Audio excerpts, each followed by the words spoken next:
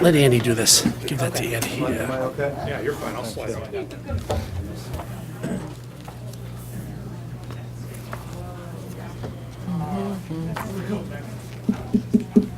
You're a person selling knives. Cut for selling very bad. I get the first knife. I know. It should be okay. Yeah, well, she's got pickles. She tried. But I'm hoping I put you on to the end. Hey, What's up, boss? mind your way? Oh, you're fine.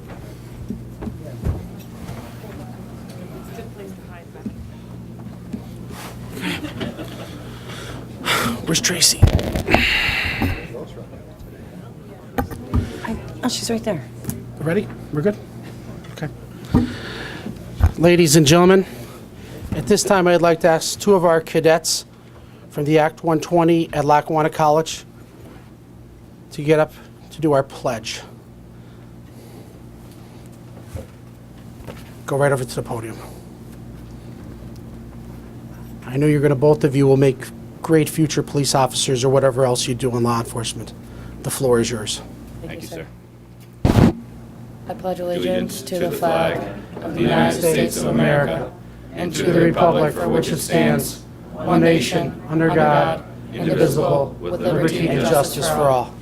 Can we all please remain standing for a moment of silence? You know, we had a horrible tragedy that happened yesterday in New York City where 7 citizens lost their lives. Terrorist attacked. It's just senseless, and these 7 citizens didn't need to die, and their families are in horrible pain today. And we also had a huge loss in our community, beyond belief. Attorney Marianne Grippo, who was the director of the Police Academy at Lackawanna College, lost her life a couple days ago. And she will be deeply, deeply missed. She was the person who made sure that our future police officers were at their best. I'd just like to have a moment of silence for the 7 citizens and Attorney Marianne Grippo, director of Police Academy at Lackawanna College.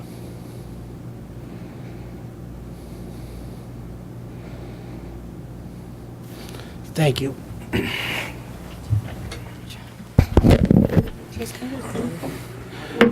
I'd like to call this Wednesday, November 1st, 2017 Board of Commissioners meeting to order to name in the Commissioners' Conference Room.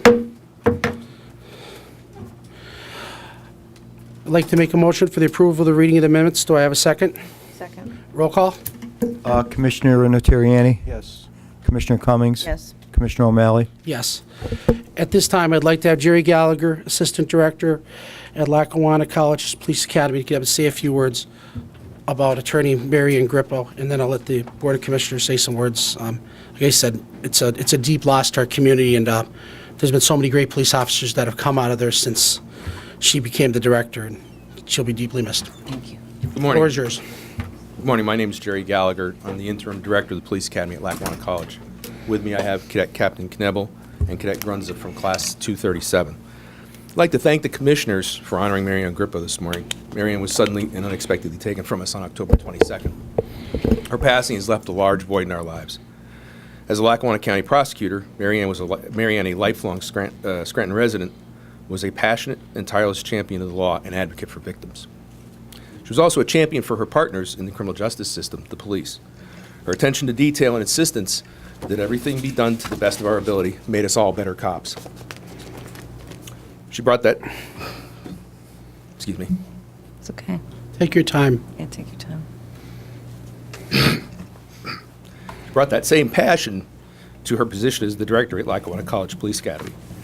She required the same degree of excellence from the cadets that we train so that we could provide the people of Northeast Pennsylvania the finest police officers and the finest police service possible. Marianne never had any children of her own, and yet she did. She was a tough mom sometimes, but she loved our cadets as if they were her own children. Mayor, we'll all miss you. Again, I'd like to thank you for having me here. It's just a big loss for all of us. It is. It's a huge loss. I knew Mary Ann from high school all the way up in 1993. I was the health safety chairman at Scranton School District, and I was involved with the DARE program, and Mary Ann was on the forefront of that, making sure that the kids were safe, and she was always there, and she was always carrying as an assistant district attorney. She was on top of everything.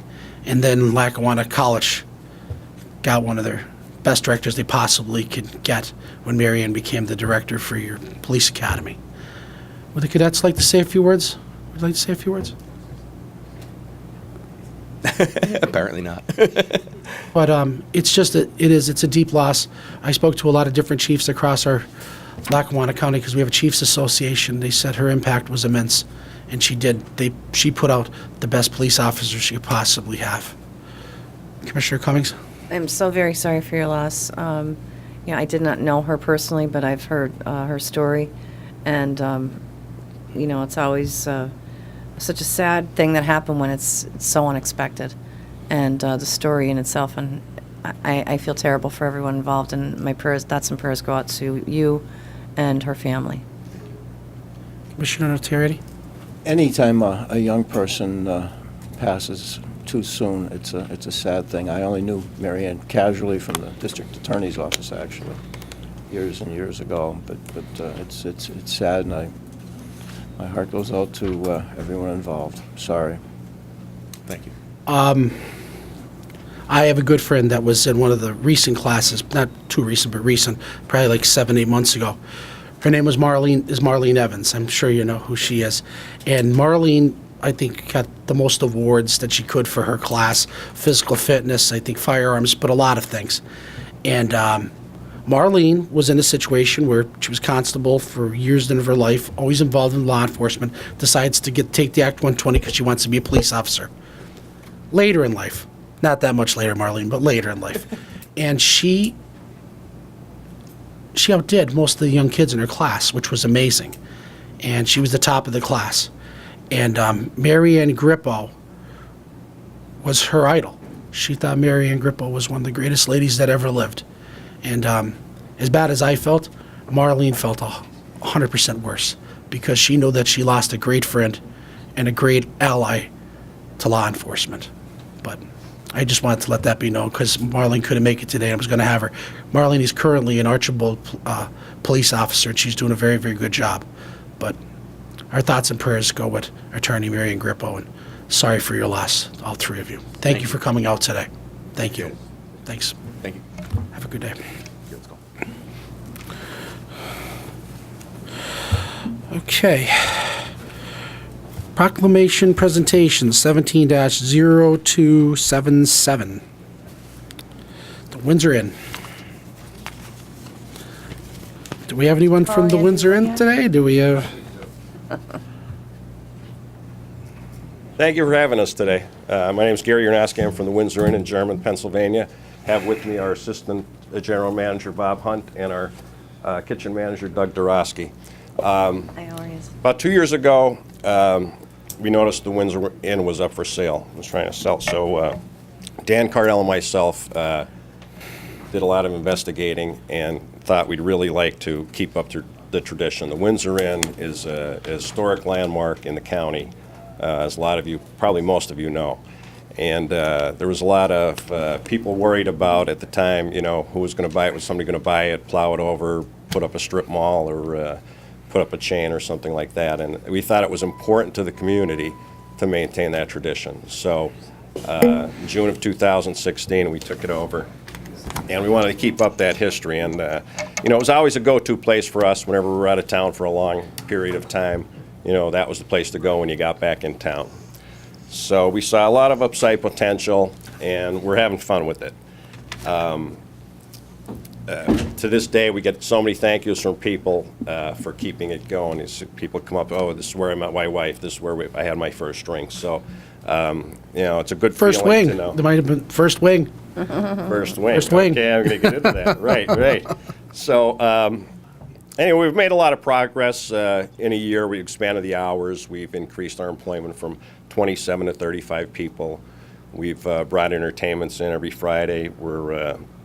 made it a sporty bar. We had a lot of TVs. We do a lot of fun stuff on Sundays. We have a lot of giveaways for the NFL games and, different raffles, gift cards, Steeler tickets. We've done a lot of creative things. So we're really having fun with it.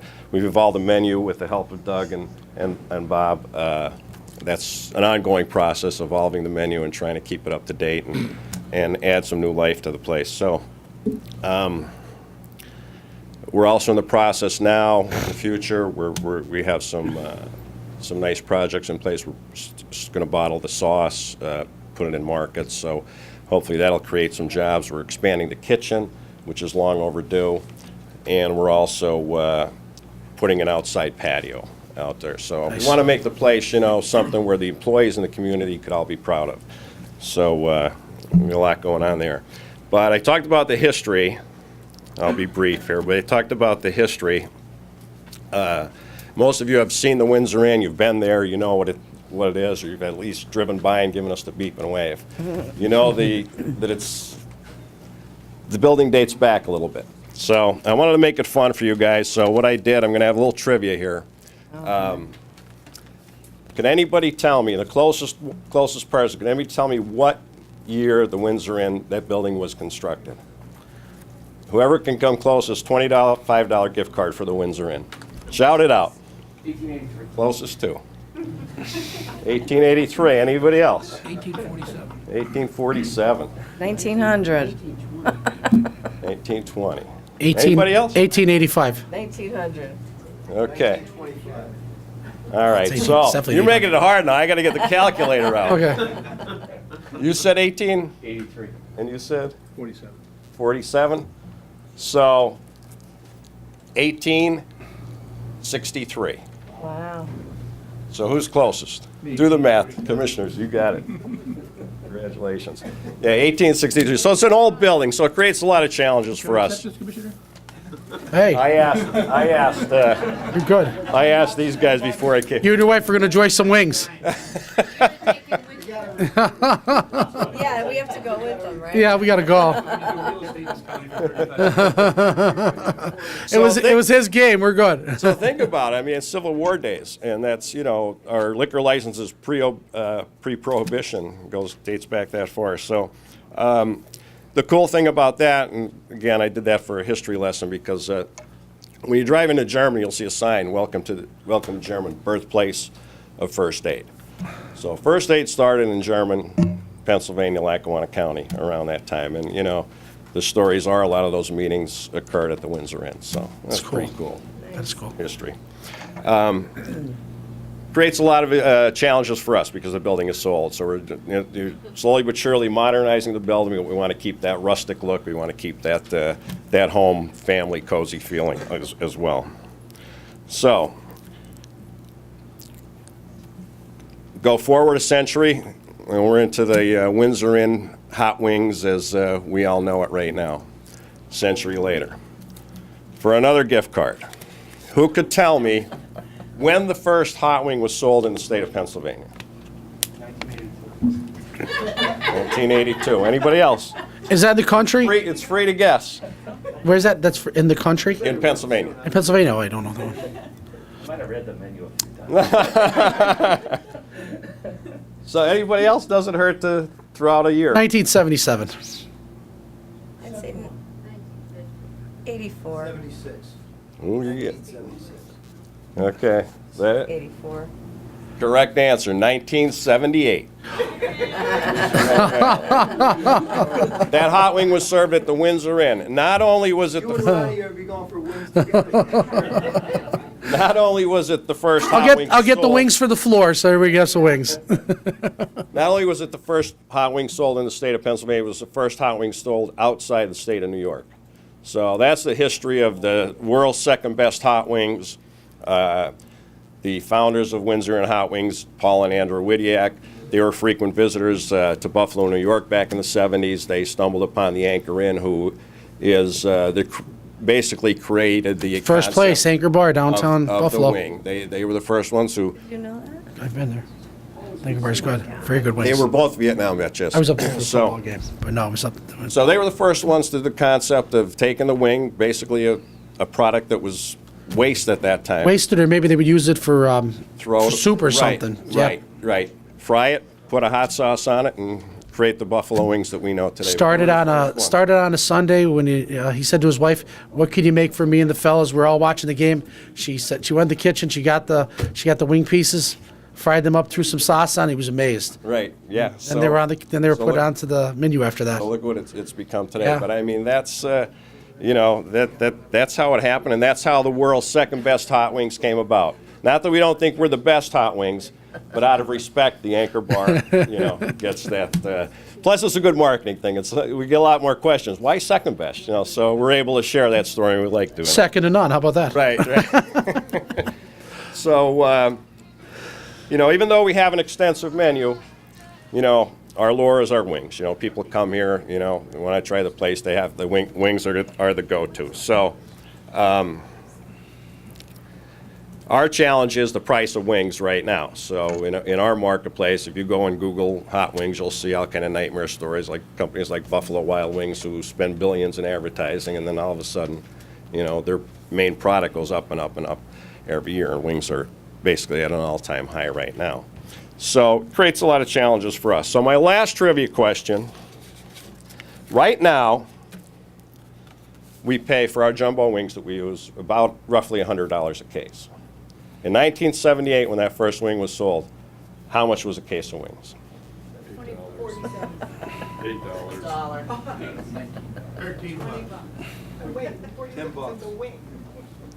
For a case. What was your guess? $47. Okay. Who said $1? So we had $1 from $1 to $20. Correct answer is nowhere in that range. But you're the closest, so you get it. The answer is, back then, people who were producing chicken in that kind of quantity, they had a hard time getting rid of the wings. It was less than zero. They actually were paying people to take their wings. Wow. That thing is mine, baby. Could you imagine? Well, you wish it was that way today, don't you? Bottom line, I would die for, yeah. So they actually, because it's, kind of a waste product, so they were actually paying people. So how's that for a lesson in economics and the power of supply and demand? That's good. Yeah, You're right all the Right, time. right. 40 years ago, waste product, you couldn't give it away. A generation later, it's basically the most expensive part of the chicken. So that's a little bit of history, but that's all I have. I just want to thank you guys. This Thanks. is an honor, and we'll definitely display it and with pride. Thanks. Commissioner Cummings? Anybody Well- have any questions? it's a pleasure to have you here. What's your phone number so we can order some wings? 876-4600. Okay. I love having all the businesses in here, and I always thank the commissioners for helping me with this business spotlight, because we've learned so much about every business in our area so far, and I think it's great. I think your story's great. I think it's something that is also like an innovative story. Somebody was just making wings one day just because they didn't have anything else to make, and now look at how that grew. Exactly. So you don't know. Some people say, well, I don't know if this would be a good idea. But that's what we're made, that's the American dream, to come up with an idea and see if it'll work. And man, did that one work. Did that work, right? Yeah, and you just never know what's going to make it in America. And never say never, never give up, and, always try whatever your dreams and goals might be. And so proud to have you here. Thank you so much. Thank you. It's a pleasure. And thanks for the trivia. That was great. Okay. Commissioner Terrietti? Keep up the good work. Thanks for continuing the heritage of Lackawanna County. And let me ask you a question. How many wings do you sell on Super Bowl Sunday? Bob? Go through about 2 tons. Wow. A lot of frying. Holy God. That's a lot of wings. It's a 2-week process. Yeah. It's a 2-week process. Thank you. Nice. Okay. Your history is great. Your wings are fabulous. Every Steamtown Marathon, all the runners run by Right. the Windsor. And I always think, well, after this is over, I'll be going to Windsor for some wings. But no, what a great impact on our community. And what's the address? I know everybody knows where it's at. 669 Washington Avenue, German. And what's your times? What do you open? We're open 7 days a week, 10:30 till midnight. Wow, 7 days, huh? Not Yeah. even closed Monday? No, they were. We changed that when we took over, so we were open 7 days. That's unusual. Good to know. But to you and your partners, thank you for coming in and keeping the tradition alive because, Lackawanna County is about traditions and the Windsor's part of it. And the building's amazingly historical. Like I said, you brought up that there was meetings for first aid. Yeah, could you imagine? I'm sure that probably was, that's a big building. I'm sure that was probably the big meeting place. Yeah. You don't know, probably, there used to be a third story to that building. Got Really? lost in a fire in the early 1900s, yeah. Wow. So now it's 2-story. It's a big building, it is. But thank you for coming in. And welcome. Commissioner Cummings has a certificate for you. So Thank you to your partners. Thank you for a job well done. A certificate of recognition, the County of Lackawanna Board of Commissioners does hereby recognize the Windsor Inn in honor of achieving the designation of a small business spotlight in Lackawanna County, given this first day of November 2017 by Commissioner Patrick O'Malley, myself, and Commissioner Jerry Natariani. Come on up. Congratulations, sir. Oh, we need the partners. Come on up, guys. You have the spokesman, then you got to get the partners up. Thank you so much. Thank you. Appreciate it. Thanks for having us. This is Yeah, blast. absolutely. Thank you. All right, appreciate it. You get up there. You guys got the note. Oh, Congratulations. thank you.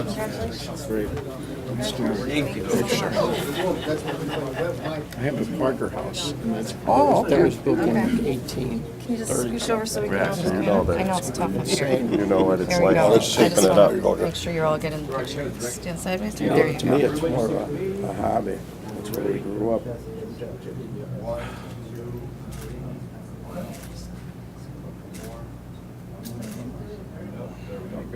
Thanks again. Thank you. you so Thanks for much. having us. Good luck. I know you got a lot of really important stuff to go over. How about that? You don't want to stick around for this part. Yeah, no.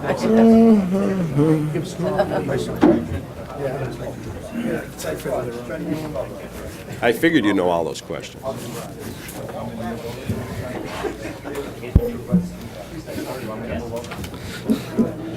So, ladies and gentlemen, the viewing audience, make sure you take a ride up to the Windsor Inn in German.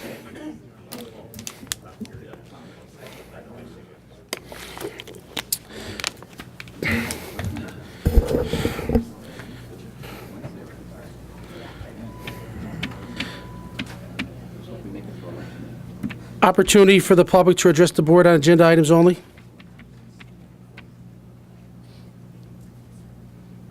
Okay. Since we don't have anyone, I would like to, this past Sunday, I'm going through the Sunday paper, and I may know there's about reassessment. I know they're doing a series. So all of a sudden, I'm flipping. All of a sudden, I come to a page and it has either all of our businesses or our homes on it. And listen, I understand, being an elected official, that our address is, for the public to know. And that's understandable. It really is. People know where we live. But you don't turn around, and they didn't even ask about taking the pictures of the house. And the reason I know that is because that's the Halloween decoration on my house. And that really bothered me because I have 2 young children, an older child that's 16 and a 10-year-old and my wife, and they're home a lot of times alone. And like you said, I don't mind that people know my address, but I don't like when they put a picture in the paper and a road map, basically exactly where I live. We live in a world that has a lot of different issues going on, and we just had a shooting in New York City where 7 people died, and that really, really bothered me. Yeah, they did shoot. Yeah, they had. Yeah, not a shooting, I'm sorry. They got run over by a car. I'm sorry, they got run over by a car. Run them over first. Yeah, run over first. But I am amazed with all the issues that we have, that our pictures would be in the paper like this. Like, I understand our addresses. I understand the assessments. I understand all that. But, they went out and they just took pictures in general, which I just don't understand. I didn't get it. I really didn't. They didn't ask, not that they have to ask us permission. And I understand as an elected official, we put ourselves out there. But I'm not out to put my family out there like this. It doesn't work. I'm sure that the Lynetts and the Haggertys would not like if someone put the pictures of their homes and the addresses in the paper. It doesn't work. It scares me. It scared my wife. And just beyond that, so you know, we have a lot of Halloween stuff because my son that's 10 loves Halloween. A lot of his Halloween stuff was out in the yard. Well, that night, a lot of it was thrown all over the place. We've never had anybody mess around with my yard, ever before. And as long as I've been an elected official from 1993 forward, my address has always been in the phone book or in the paper. They could find it. That's not a problem. What bothered me was the picture in the paper. And it was like a roadmap to it. And then I've got Commissioner Cummings, who's single, lives at home alone. And not only did they show her house, but they showed her car. So, I mean, like, Which was ransacked. I'll let Commissioner Cummings go for here. It's a disgrace. What is wrong with you people? Seriously, like, who wrote this? Who allowed this to happen? A vehicle and a home. I mean, what is wrong with you people? Have you all lost your mind in the media to allow this? This is insane. Commissioner O'Malley has young kids. Commissioner Notarian is married. I mean, he's here working. I am appalled by this. I am appalled. And I'll tell you what, if anything should happen to me, untoward of any sort, the first thing that's going to happen is a lawsuit against the Scranton Times, which, John, I would like you to look into because this is outrageous. This should not be happening. I mean, they have taken their paper to an extreme that I've never seen. Seriously, there's not one other paper in this county, and they publish whatever the hell they want. And frankly, I'm sick and tired of it. I mean, this is going beyond the pale. What part of domestic violence don't they understand? What part of what's happening in our communities don't they understand that they actually have the nerve to put pictures of my car and my home in the paper? I'm sorry, I don't think that should be happening. I just don't. I think that's a little bit over the top. I don't think it should happen. Anybody can look up if these crazy people want to go and look up the addresses or go to the tax office and take the time to do that, and then try and figure out which one is mine because they're both right next door to each other. Now everybody knows where it is. I just think I'm appalled, and I just think that the editors of this paper have completely lost their minds. Did they put the picture of the judge's house in the paper too? No. But they did bring it out in the public, which anybody could look it up. This is terrible. You know, I have lost all respect. Any little respect I had left for the paper. It's gone, and I've gotten phone call after phone call asking me, you know, what are you going to do? There's nothing I could do.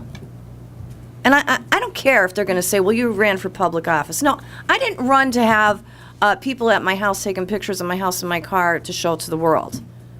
They want to put my assessments in there or anything, and that's fine. But when you're talking about a family, you know, it's really off limits. I'm sorry. I think that's off limits. I think it's just, you have little kids around, and it's just not right. I don't agree with it, and I can't say enough about how much I'm appalled by the whole entire situation. I can't understand why they would do that. I don't understand that. You know, we're always trying to make sure that people can be as safe as they possibly can be in Lackawanna County. They're not. They're And irresponsible. We're having an active shooter seminar because of what happened in Vegas, what happened in New York, what happened at Sandy Hook Elementary, what happened at Columbine, because we want to make our people make sure that they're safe.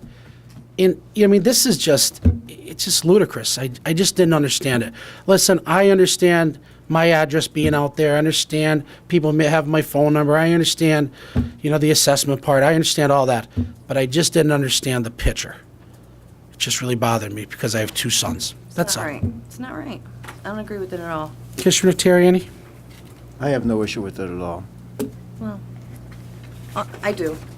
A major issue. Major issue. Okay. All I would say is that I would just hope that the Scranton Times in the future would consider They won't, because they families have no- that have to go home to their homes They have and become hope the that most nothing happens to irresponsible them, to media outlet families. in the whole entire region, in the Northeast. They're completely irresponsible. When I worked as a corrections officer, there'd be threats against your life. That wasn't unusual. So I always had that fear in the back of my head.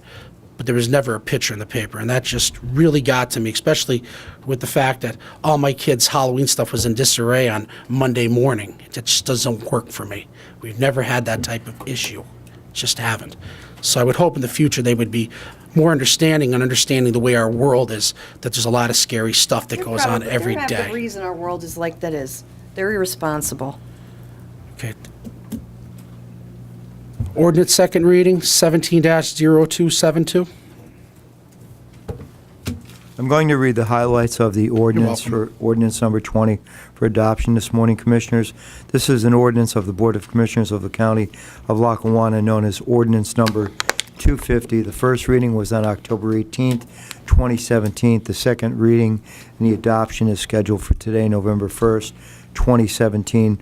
This is an ordinance of the Board of Commissioners of the County of Lackawanna setting forth its intent to issue one or more series of general obligation bonds for the county in the aggregate principal amount not to exceed $42 million, specifying that this indebtedness is to be incurred to provide funds for a certain project of the county which consists of the following: currently refunding the county's outstanding general obligation Series B of calendar year 2009 and paying the costs and expenses and issuing of the bonds, declaring that the debt to be evidenced by such bonds, together with all other indebtedness of the county, will not be in excess of any applicable limitation imposed by this act, approving an interest rate management plan, approving the form of an interest rate management agreement, authorizing the preparation of a transcript of proceedings to be filed with the Department of Community and Economic Development in connection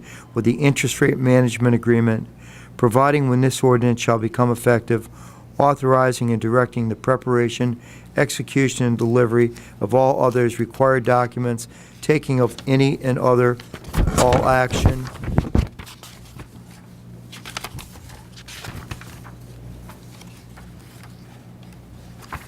I believe that concludes the summary. Is that enough to be read, Attorney Kozlansky and Mr. Vinn? Thank you. They're going to provide a very brief explanation, that same as they did at the last meeting. Correct. Talk to us. So, good morning, Commissioners. This is, again, the final reading for your consideration and adoption of the transaction that we've gone over several times now. Just as a refresher, we are not able to legally refund these bonds right now, so what we're doing is locking in a savings, assuming the county keeps its A rating. In 2019, it's locking in approximately $8.3 million worth of savings, net savings to the county.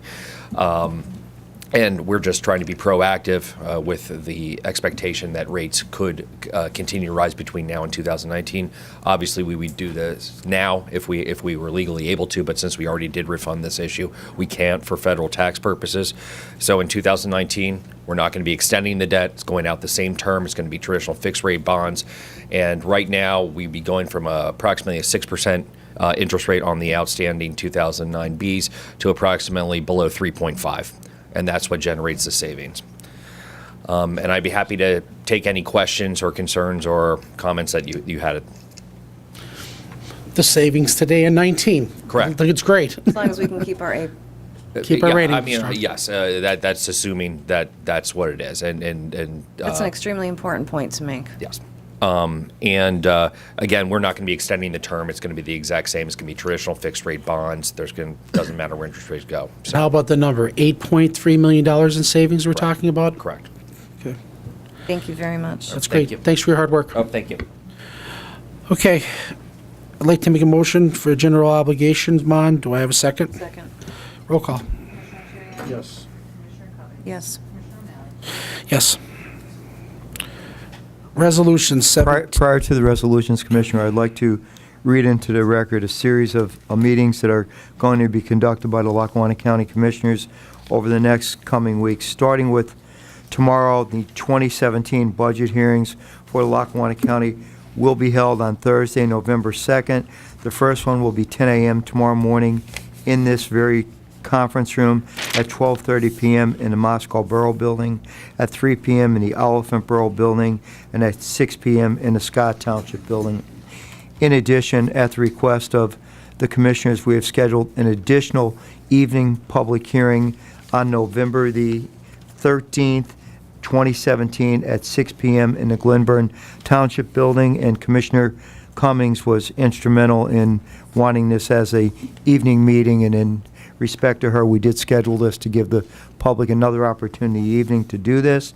In addition to this, the bid openings, which I originally had anticipated on the Lackawanna County Government Center at the Globe Store, would have been opened last week, are scheduled for opening tomorrow, Thursday, November 7th at 11:15 a.m. in this room. And the reason they were delayed was to give potential bidders an additional week's time. We had a lot of interest in this project from a lot of contractors and subcontractors.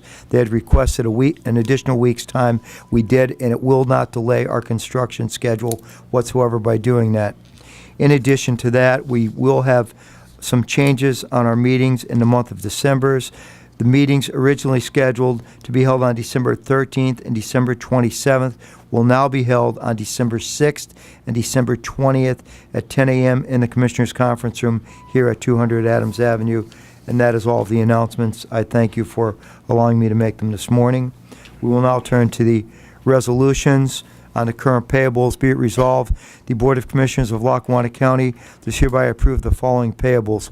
From the Lackawanna County General Fund, numbers 251974 through 252654 inclusive, totaling $2,899,305.72.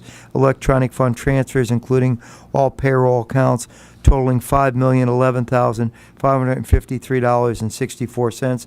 And Controller Gary DeBilio is here if the Commissioners have any questions. Gary, everything good? All invoices are in order and audited, Commissioners. Does the board have any questions? I'd like to make a motion approving current payables. Do I have a second?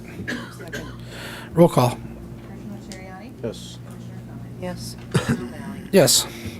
17-0273. This is an authorizing an abatement of taxes, a resolution of the Board of Commissioners, whereas Lackawanna County imposes an annual tax on real estate property located within the county, whereas Lackawanna County has received a request to abate the delinquent property taxes on a parcel located at 4 Harrison Avenue, Carbondale, Lackawanna, for the purpose of transferring a blighted property the city took possession of in the 2013 for the revitalization program, whereas the Carbondale Area School District has previously abated the real estate taxes at a meeting held on September 18, 2017, whereas the City of Carbondale has also abated delinquent taxes at an outstanding meeting held on March 21, 2016.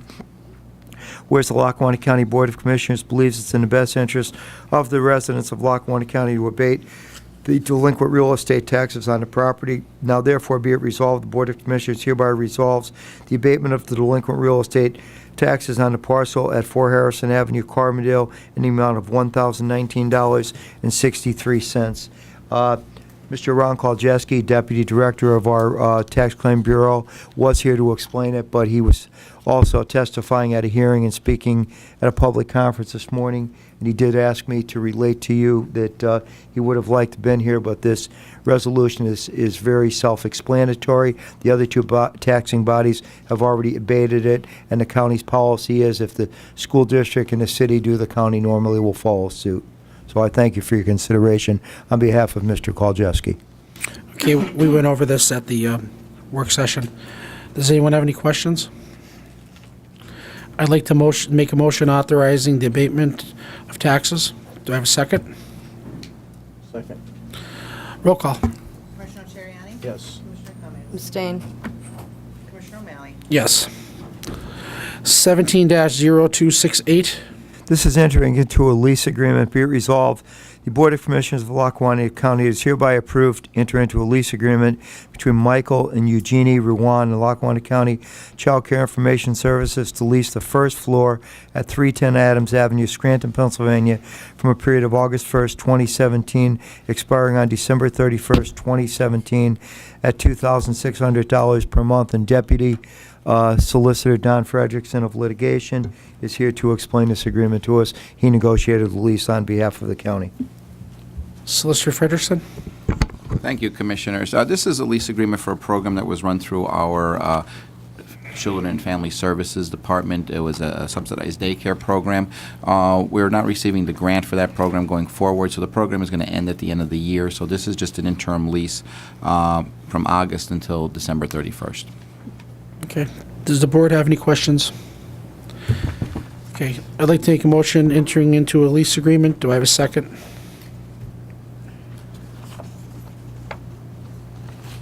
Do I have a second? I'm not sure what this is for. It's amending the current daycare lease, Commissioner, because we had a move in the previous location. it, We were okay. located on Wyoming Memory Avenue. came back, yes, Short I'll and give two. you a second, yes. Sorry about that. Okay. Roll call. Commissioner Terriani? No. Commissioner Cummings? Yes. Commissioner O'Malley? Yes. 17-0269. This is entering into an MATP grant agreement. Be it resolved, the Board of Commissioners of Lackawanna County does hereby enter into a grant agreement with Commonwealth of Pennsylvania Department of Public Welfare for medical assistance transportation in the amount of $923,147. The agreement shall commence on July 1st, 2017, and terminate on June 30th, 2018. And we're pleased to have our Chief Financial Officer, Tom Durkin, here to explain this agreement to us if there are any questions, Commissioners. Good morning, Tom. Good morning, Commissioners. Does the This board- is simply a renewal of an annual grant that we've been receiving for quite some time for medical-assisted transportation. This grant used to be administered through our Coordinated Transportation Department. Effective 2012, we moved the Coordinated Transportation Department into Colts because the people at Colts just did a better job scheduling. I mean, that's what they do, is they run buses. So instead of our Coordinated Transportation being within the county budget, it's now within the Colts budget. The MATP program, though, needs the county to sign off as the governing authority. So the grant is still issued to Lackawanna County. We still need to enter into an agreement with the state to get the grant, and then we just pass the money through to the MATP program that's managed through Colts now. So this is, again, it's just a renewal for the fiscal 17-18 year in the amount of $923,147. Okay. Does the board have any questions for Mr. Durkin? I'd like to make a motion entering into an MATP grant agreement. Do I have a second? Roll call. Commissioner Terriani? Yes. Yes. Commissioner O'Malley? Yes. Thank you, Commissioner. Thanks, Tom. 17-0270. This is a memorandum of understanding. Be it resolved, Board of Commissioners of Lackawanna County is hereby enter into a memorandum of understanding between the Lackawanna County Adult Probation and Parole and the Smart Start LLC for 5 smart mobile alcohol monitoring devices. And no, it's not Todd Ferretti. We got the director himself here, Mr. Bill McCarthy from the Probation Department. Mr. Explain McCarthy. this agreement to us. Good morning, Mr. McCarthy. Thank you. I want to say hello to the commissioners and everyone here today. And yes, I'm pitch hitting for my deputy chief, Todd Ferretti. I might add, I'm a little better looking than him. I don't know if we're going to vote on that or not, Bill, but we'll see. You can say something. You're going to have to make the motion. This is a time for us for the commissioners to, there was a working agreement already on this matter about Smart Start, and there's a memorandum of understanding that needs to be executed by the commissioners for us to use this new device called Smart Start. It's a mobile alcohol monitoring device that Lackawanna County will use for our Colors program and the Community Corrections program to monitor clients randomly.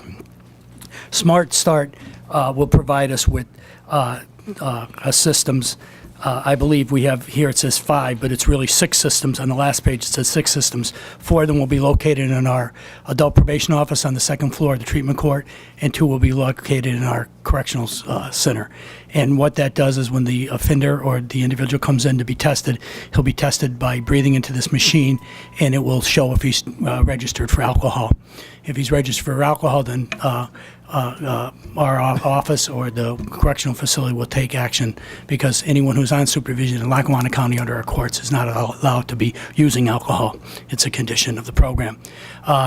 We used a program, and it was called True Touch, and that's been used for many years. And now we're going to go with this system because we feel it's a much more efficient and effective system. And it's going to be, I don't know the amount, but it's going to cost the county a little bit cheaper to use this year. It will be an annual contract, and it will annually will come before the commissioners on that. Any questions? This is just specifically used for the Colors program? Exactly. We talked to Todd about it. There's a savings. Anyone else have any questions? I'd like to make a motion entering into a memorandum of understanding. Do I have a second? Second. Roll call. Commissioner Terriani? Yes. Commissioner Cummings? No, and not because I don't support that specific test, it's just the program it's utilized for. Just, that's the only reason I'm voting no on that. Commissioner O'Malley? Yes.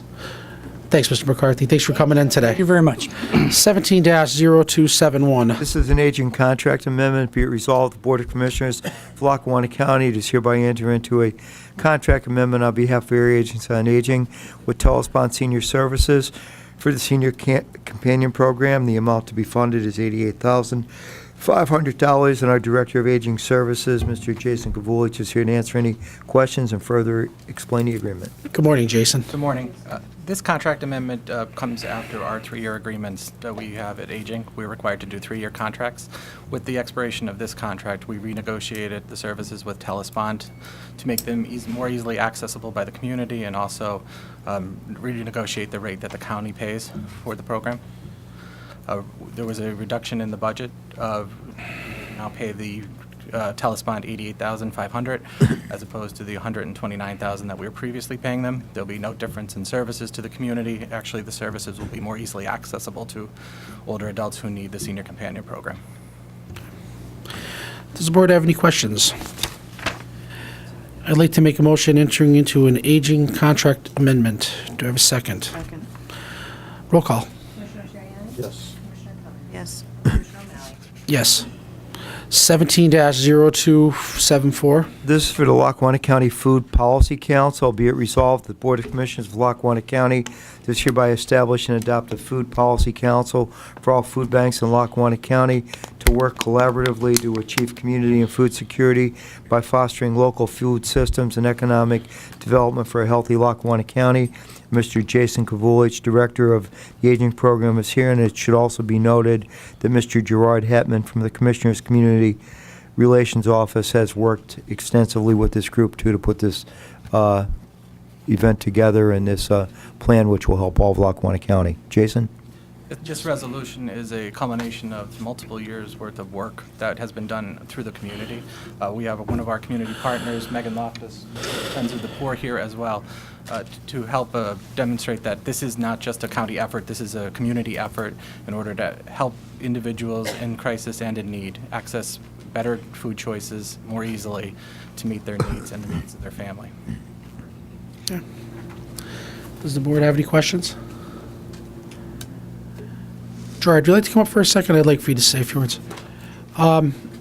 We talked about this a long time ago. This was there was grant money out in Baltimore that we started looking at, and it was for food for pantries and stuff like that. And Gerard has been at the forefront pushing this really hard. So I'd like Gerard to say a few words. Sure, Commissioner. We actually started to look into this in the spring of 2015 at your directive at that time, and it was just an effort of research and getting the partners lined up to move this project forward. And the information today that you have before you and the action that you will take will allow the collaborative group that we have here called the Gathering Around the Table Experience, or GATE for short, which is a collective of a number of different community partners, something that Jason's been involved heavily in for a couple years here. It will allow them to move forward and to seek new and better opportunities to better collaborate and better serve underserved residents in Lackawanna County and even beyond. So we appreciate your action today, and thank you for giving us the consideration to move this group forward and to take it to a new level for all of the partners involved. We appreciate it. Thank you for your hard work, Gerard. Thanks. Does anybody have any questions? Yeah, I'd like to have, I'm sorry, what was, I'm sorry. Yep. Sorry. back up. No, that's okay. What was I thinking about? Megan, I'm sorry, I missed your name, too, if you'd announce it, please. Megan Loftus with Friends of the Poor. Thank you. Yeah. Thanks for coming in, Megan. The way it was explained to me is once the food stamps or resources that people have currently run out, this is to pick up after that at the end of the month kind of thing, where, can you explain that? Absolutely. So most of our clients are not repeat visitors every 2 weeks. Over a quarter of our clients only Joe, come. can you get her on camera, please? Only a quarter of our clients come once throughout the entire year.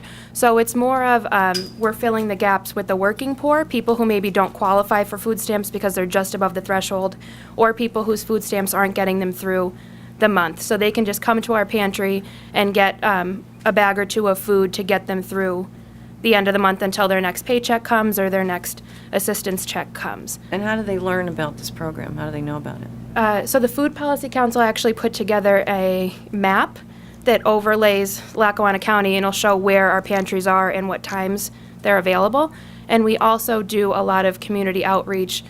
We have social media and website, but we also are at a lot of the community health events and just kind of putting our name out there. And then the county works with us a lot, like the Children and Youth and the Area Agency on Aging refers clients to us often.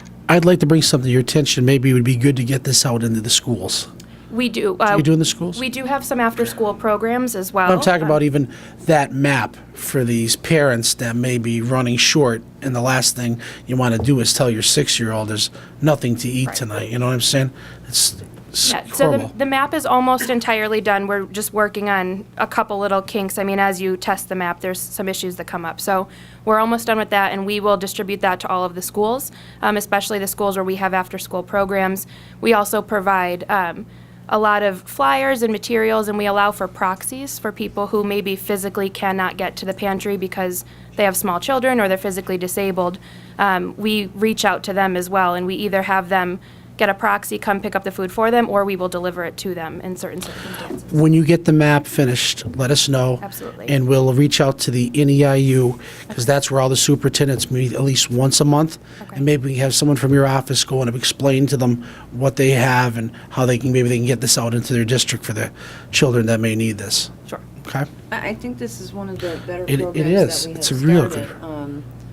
You know, it's something that is helping people that, you know, I mean, well, I'm just going to tell you, I was on WIC, you know, I know how it works. So, you know, We see that often, that there's families who maybe just their brakes go out or their windshield breaks or something unexpected that you don't budget for that puts them over the edge. So we're kind of just that stopgap to fill those needs. So is there any type of financial requirements for anyone that comes to this program? People fill out a TFAP form that's called a self-declaration of need, so they don't have to bring any documentation. They just self-declare their family size and their income level, and we can assist them. If they don't meet those guidelines, we also have some money in our reserves that we'll use our own, not state funding or anything. We'll use our own funding to help them. What's the income levels, do you know? It's about 150% of the poverty line. Is that true? 150%. Oh, wow, so the poverty's at 17, I think, right? Federal, 17. So then we're talking 30, 34? Where's Tom? Tom didn't read, did he? He's in the back, but I don't think he's listening. Oh, he's not paying attention. But About 34,000, 35,000, around there? I think 35 is a two or three family, two-person home. Okay. It's probably about 17, 18 for Well, that's one poverty person. limit, so 17. So if Okay. you're talking about 150% above that, or 100% above that, you're talking, Income is primarily not focused on. We really don't discriminate based on income or base someone's. up to the mic. I want, yep. yeah, to he's the hard mic. to hear. Jason's very No, low. well, no, he doesn't have, he's not the mic. Yeah. The criteria really isn't income focused. It's based on an individual or a family's needs. Good, So yeah. we don't really focus in on income. We gather it for data purposes. Okay. But anyone who's come to either Friends of the Poor or CEO Weinberg, the food bank that Gretchen Hunt leads is here also as part of the community effort, and one of the chief persons responsible for getting the Food Policy Council off the ground. Okay. We don't use that criteria as the means to help someone. We just help the individual or the family and make sure that their needs are met the best we can. All right, thank you. Sorry to drag that out. I just think it's a good program, so I No, appreciate you telling no, us the information. it really is, Commissioner. Like I said, just that little span, like maybe between getting their checks, what do you tell your children? all of us take it for granted. I see it all the time, your refrigerator's full of food, you just go and you grab something. There's people that they open their refrigerator, there's nothing in it. And this is a great program. We're 100% for it. Okay, so thank you. Okay, I'd like to make a motion establishing the Lackawanna County Food Policy Council. Do I have a second? Roll call. Yes. Yes. Yes. Thanks, Jason. 17-0276. Accepting a proposal from Penn State for foster care evaluation. Be it resolved, the Board of Commissioners of Lackawanna County does hereby accept the proposal from Penn State University for the foster care and dependent living evaluation with a cost not to exceed $16,405. And Mr. Bill Browning, our Director of Lackawanna County Human Services, here to explain the agreement.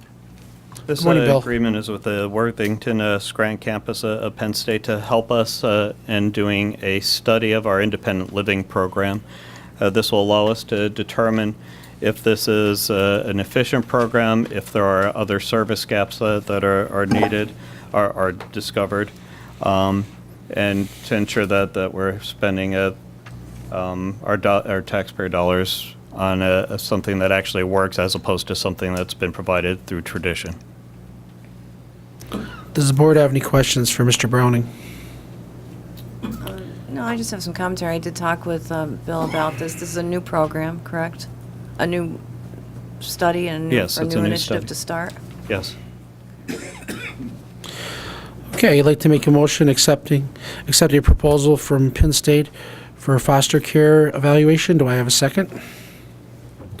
Second. Roll call. Yes. Abstain. Yes. Thanks, Thank Bill. you, Thanks for coming in. Bill. This morning, so it was all- Opportunity for the public to address the board.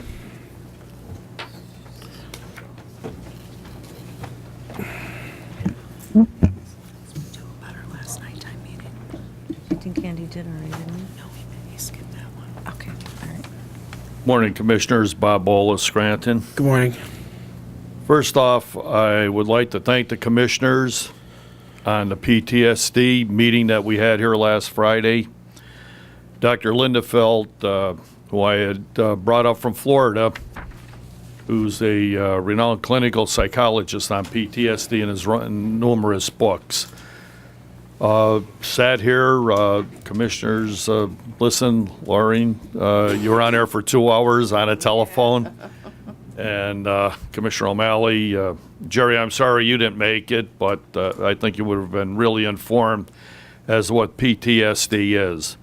It affects not only our military, but people in prison, COs, and the average American citizen who has been involved or witnessed a traumatic event that triggers PTSD.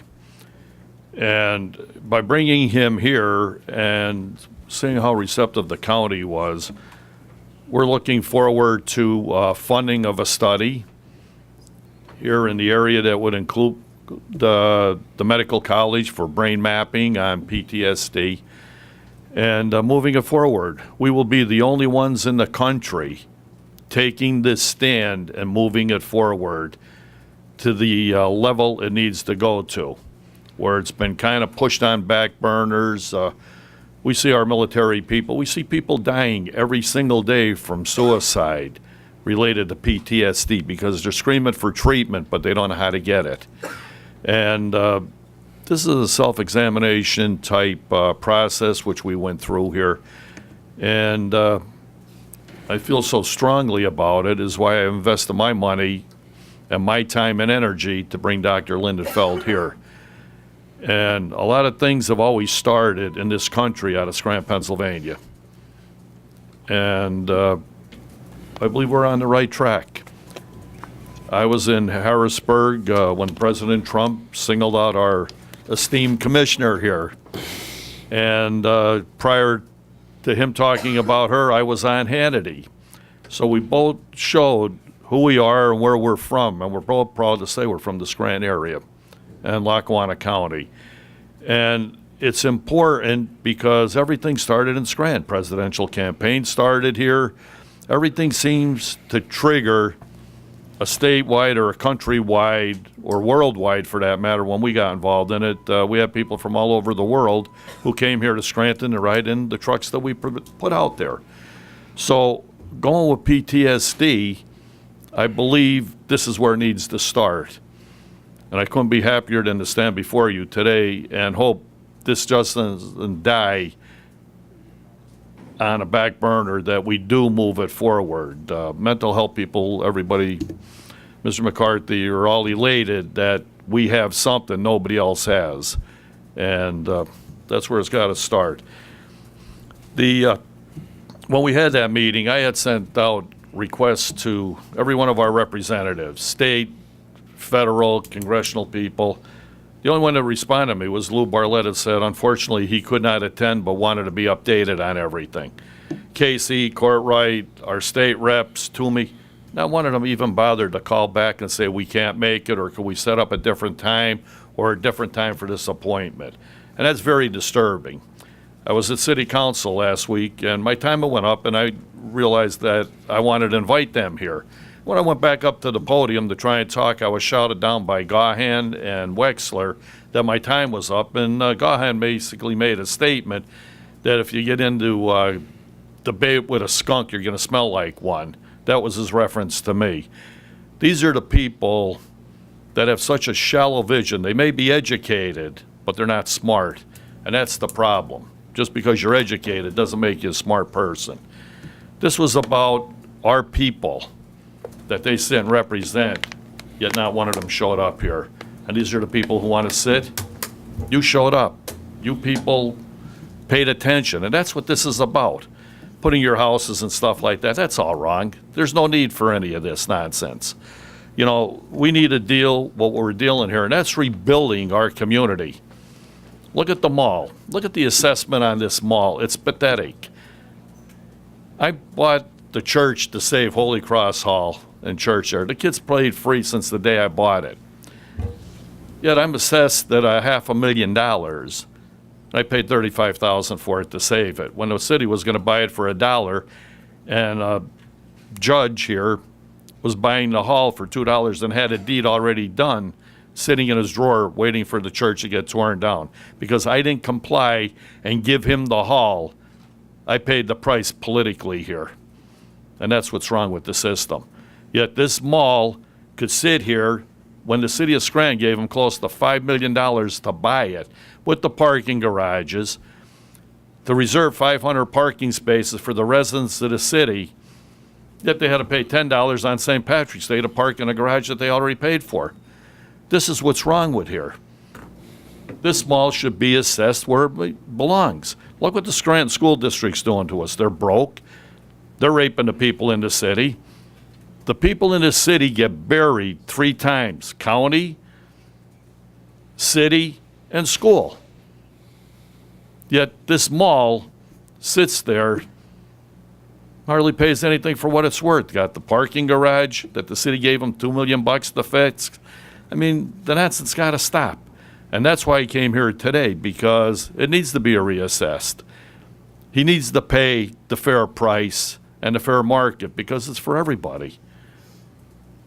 Over at the university, when they had the debates last week, down there, they got food courts, they got everything else. They're running a business. You're not going there to learn how to cut up a bagel and cook it and get a higher educated degree that you could do a bagel. It's a bloody business, and they should be paying taxes on it. No more free rides. And that's what we need to do, and that's what reassessment was doing. I don't believe it should have ever been taken off the ballot. I agree with you, Lauren. This is about the people, and the people need to speak and be heard. And that's what's wrong. And the same thing if you did the reassessment and it was done, and you didn't like your assessment, where do you go? Right back where you go today and challenge the reassessment, and you go to court and fight it. So what do we gain by taking it off the ballot? It should have been left on and let the people speak, because they're the ones who put everybody here, everybody over at City Council, and they put them on the bench. So there's a lot of issues that are going to change, and I think the people of this community are going to start getting a louder voice when they see what's been going on, because there is no fairness. And for me to be politically beat up over a church that I saved because of our historical culture here is why I saved it. And look what I'm paying the price for. Can't even go develop it, can't even get involved. I have to go to court now and fight it and spend thousands of dollars in legal fees. And for what purpose? So there are a lot of things, and I think we're in a direction. I mean, everybody has a voice, everybody has an opinion, but we got to get together, and the opinion's got to be about the people in this community, our elderly, our people who can't pay their damn bills. And look what happened with Mulligan. He worked for the sewer authority, took health insurance when it was illegal to do, and he's a lawyer. Yet you want to run my city? No way, pal. You know, you can't come and break the law and then tell me you're going to run it another way. I think The law's the law. I think you We got gotta that keep with- that, yeah, that's- I understand, that's Pat, gonna we but be- can't what's talk about bothering me is what's going on while your pictures are in the paper, while people are doing what they're doing, while we have public officials out there who are doing something that isn't right against the people. Look at the school board had a mechanic. How much money did he make? This is what's wrong. The people have to become more aware of what's going on with their city and their county, and they got to show up right here. They can't sit here and point fingers and complain about it.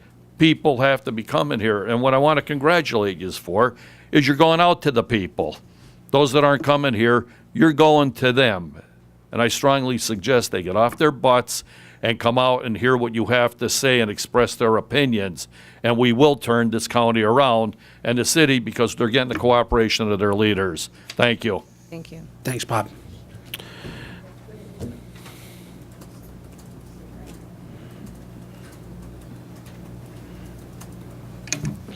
Joan Hodawanitz, 220 Linden Street, Scranton. There was an article in this morning's paper, Appeals Board lacks expertise, ex-members say. I'm not here to comment on their level of expertise or the lack thereof, but the article brings to mind a concern I've had over several years.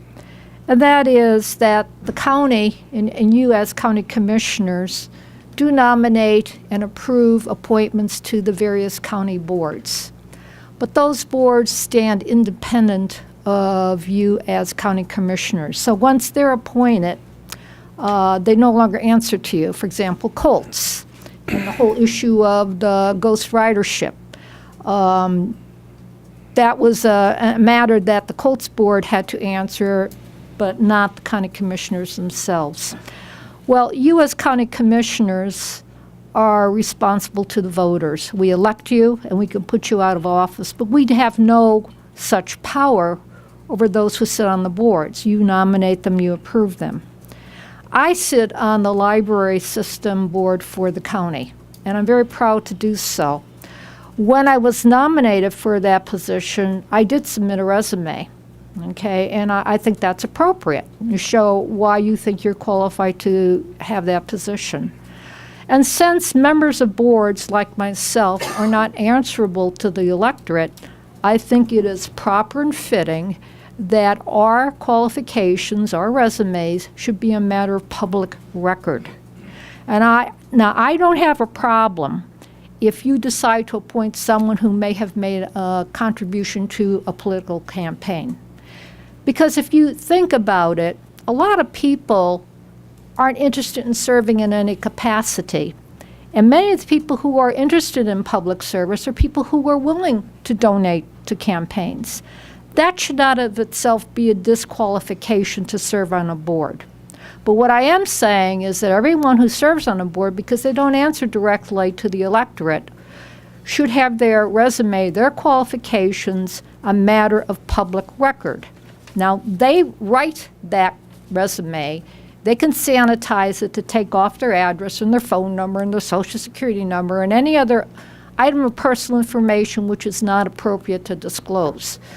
But when you are appointing someone to a board, I think it should be on your agenda, and the resume should be one of those background documents which we can click off on the website from the county.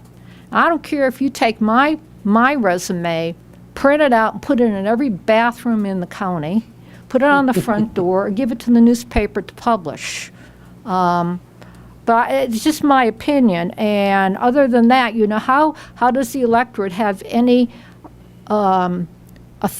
any influence over these people who sit on these boards who have a lot of political power? They control impressive budgets. Think of Colts. Colts had to pay, what was it, nearly $6 million back to PennDOT. So when that issue comes up in the future, the next time you have to appoint someone to a board, I would hope you would strongly consider doing that and making that a matter of county policy. And I can't see anybody who is going up to be nominated for a board objecting to that. And if they're embarrassed about their qualifications, let them sit down and yield the place to someone else. Okay, enough of that. Now that the reassessment is off the ballot, what is Plan B for the county commissioners with regard to that issue? It's not off the ballot. It's still on the ballot. It's But just it's not going to invalidated. count. We're going to talk when the commissioners, Okay, yeah, I think the public would like to know what's happening there.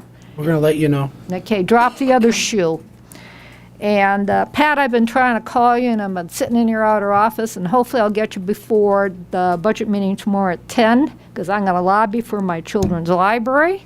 I'll tell you that right now. But if I don't, I'll see you at 10 o'clock tomorrow morning. Thanks, John.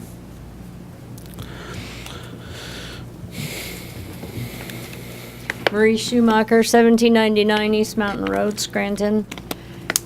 First, I want to publicly thank Judges Gibbons and Mazzoni for the treat they gave instead of a trick yesterday. And I hope that we can move forward and work together for a new statewide system that will be both fair and in line with the technology that is available in this day and age. And then I would also like to, I guess, I missed because I wasn't paying close enough attention, I missed the opportunity to come up. But on the last two items that you did, establishing a Lackawanna County Food Policy Council may be a nice thing, but I don't think it's a function of government. I think that should be done by volunteers and those who provide those programs. It's just another creeping growth of government. And with respect to, maybe you can answer this, on the final one, the proposal from Penn State, was that an unsolicited proposal or was it solicited? What do you mean solicited or unsolicited? I'm sorry, I can't hear you. It was a proposal by Area Agency on Aging. They're looking for, it's a study. Is that what you're talking about? Yeah, I think that's what she's talking about. But I'm saying, you accepted the proposal from Penn State. Were there other proposals? Was it We don't wanna get- publicly don't- solicited? wait till we get to You the don't have to commissioners. answer. Okay. But I think it's important. I would have preferred that a private institution that supports our government would have been selected and at least given an opportunity if they weren't. And I'll conclude and listen to what you have to say. Thank you. Anyone else? Commissioner, I just wanted to clarify something that Chief Wallace mentioned earlier. I believe he may have said that the deadline for submitting bids for the Lackawanna County Government Center was tomorrow, November 7th, but it's tomorrow, November 2nd. No, okay, yeah, Tomorrow, thank you. November 2nd. Thank you for the record. 2015, we'll open those Here. bids right here. That's fine. Thank you. Well, ladies and gentlemen, we appealed it to the Common Laws Court. Everything was brought in this morning, and we are appealing that decision. You know, our voters are the oxygen of democracy, and I believe we should let the voters breathe. That's where we're at. I always believed that our people should make that decision. You know, I understand we do millage increases. We do a lot of things as the Board of Commissioners. This is a different type of vote. This affects families in a lot of different ways. And I wanted to have the families have an opportunity to be able to make this decision on their own. And hopefully, with our appeal, they will have that option. I believe the people are smart. I believe they'll make the decisions on behalf of what's going on in their households. And I would hope that everyone gets out on November 7th, our general election, and votes. It's next Tuesday. Please come out and vote. We don't need people just to vote in presidential elections. A lot of people think they just vote in presidential elections. Vote in local elections. It really affects your households. And I've said this numerous times. So please, every election matters. Our veterans, our servicemen, they've died for this right. You have to go out and vote. Twice a year, May and November. Please go out and vote. Commissioner Cummings? Well, I'm asked many times why, or not asked, I've been told that it's our duty to vote on reassessment. So I am completely against reassessment because I don't believe that the people can afford to pay back the loan that's going to be required to take out, first of all, which is up to $13 million. Didn't say exactly 13, it said up to. And also, there is no vote. So I'm just going to go ahead and make a motion to not perform a reassessment. I'm making a motion. Can I please get a second on that? There you go. I didn't shirk my responsibility. I was elected as someone who's against reassessment. I just put a motion on the floor. Nobody seconded it. Made my point. Get it? There's the answer to that question. So, next question. How can we take money out for the Globe and not ask for it to be on the ballot? Well, the Globe didn't cost the taxpayers any money because we are consolidating all of our rental properties into one building, which is relieving us of $1.5 million in rental and utility costs. And if anybody was paying attention for the past year, they would have known that. The expenditure was $1.3 million. That's how much the building cost. $1 million, not 18 or 17 million that's been being thrown around. The loan for renovations is what we took out and have not had to pay back yet because we haven't had renovations started yet. We were still waiting for the bids. So it was a loan that was generated rather than a bond issue. Is there anyone sitting in this audience today that has had these derogatory commentary on the Scranton Times comment page or these questions in attendance today? Anybody? You know, it's real interesting that everybody has all these opinions, but no one comes here and asks us. No one. Where is everybody? We have all these evening meetings coming up. I have a meeting tonight in Carbondale at 6 o'clock. I had an evening meeting last week in Dixon City, which is very accessible to people. And what? Less than 30 people showed up.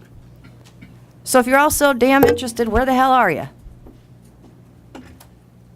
Anybody showing up at any of these things? No.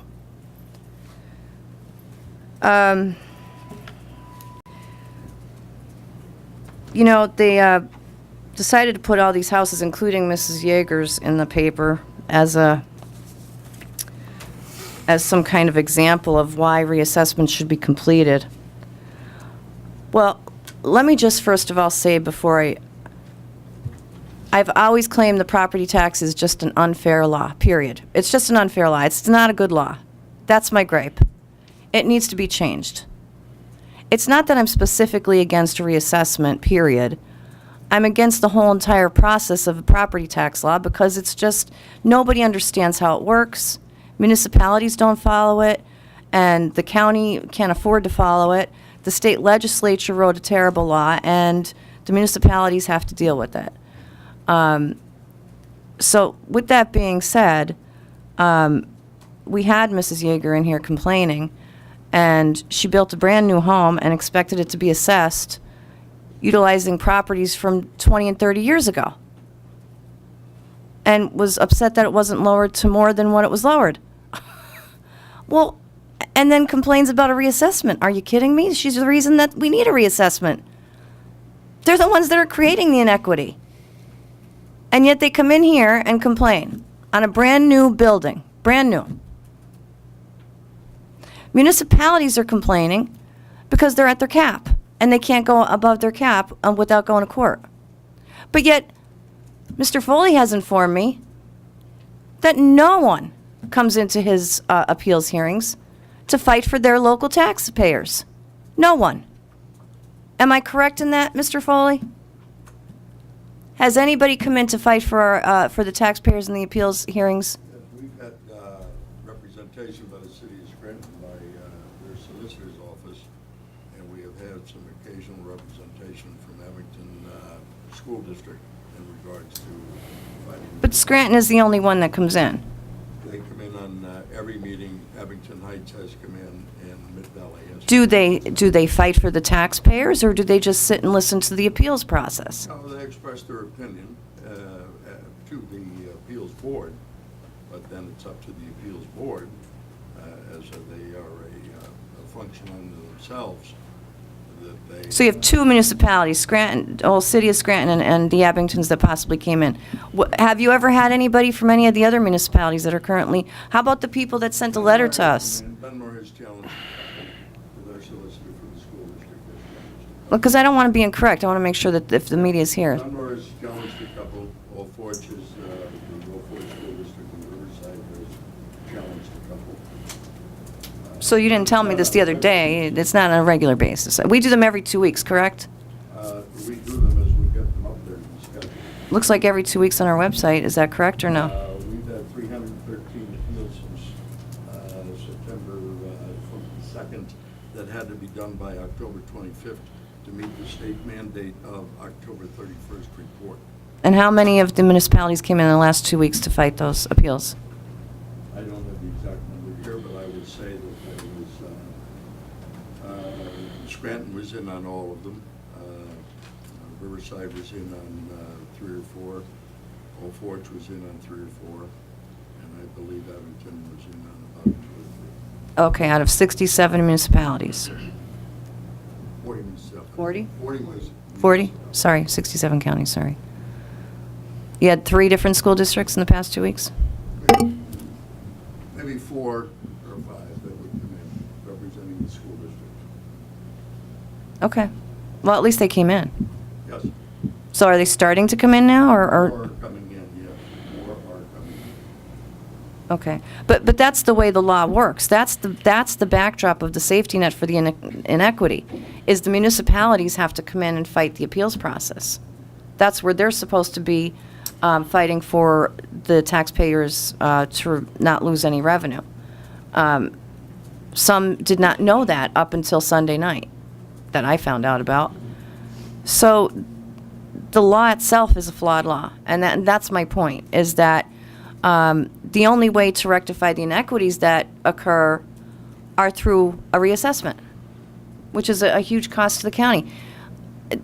The new buildings that we're talking, the only way to do a reassessment is on a new building, a countywide reassessment, and a change in the property for a permit process or in addition to the home, correct? That is correct. So that's 3 ways. So when you have, what they're thinking is that through attrition, all the newer buildings will eventually take over and everything will be equitable throughout the county. And it will be fair because it won't kick anyone out of their house. And then on the other end, you're going to have, in the appeals process, the municipalities having the ability to come in and fight for their taxpayers so that it doesn't go out of kilter and doesn't become inequitable. But that process doesn't generally work. So the law is just a flawed law. And it needs to change, and our state legislatures need to do that. I don't have the power to do that. I have lobbied to get House Bill and Senate Bill 76 passed. If they can't do that, then how about we just try and change the law so that we can at least do a reassessment on sale and transfer? How about that? Can we get that changed at least? Something. Because look at what it's doing to this community. This reassessment is dividing this community like I've never seen before. This is terrible.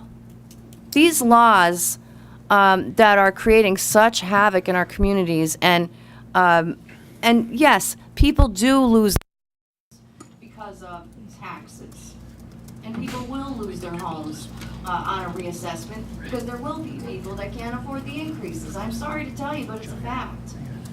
I've given you people that have had a hardship through this. You can go to any of the websites that have already had their assessments done and see what happened.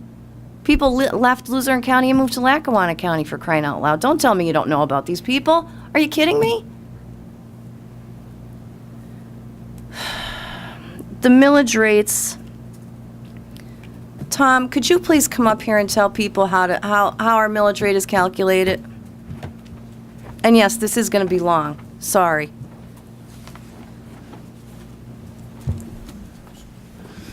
How does the county get its millage rate, 57.42?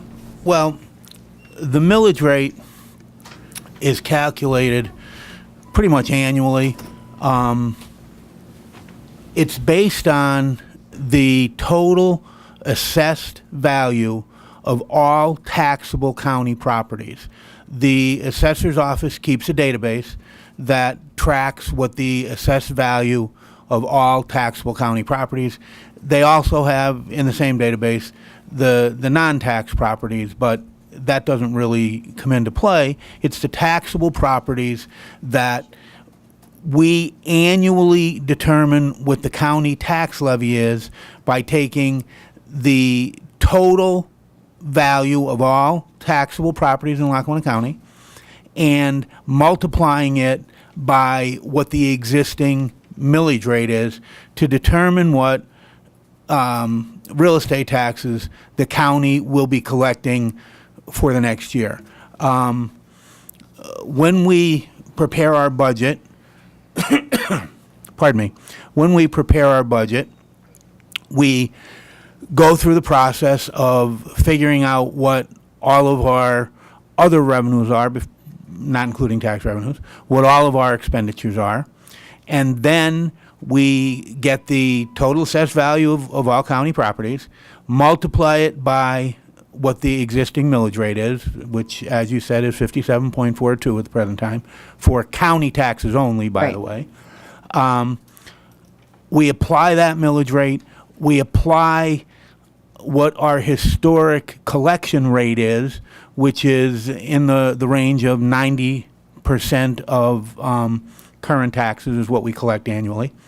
At that point in time, we compare the revenue, including real estate taxes, with the expenditures and determine if the county budget will have a deficit or a surplus. In the case where there's a deficit, the county then, meaning the county commissioners and the budget and finance people, sit and examine areas of the budget that potentially we may be able to find savings in.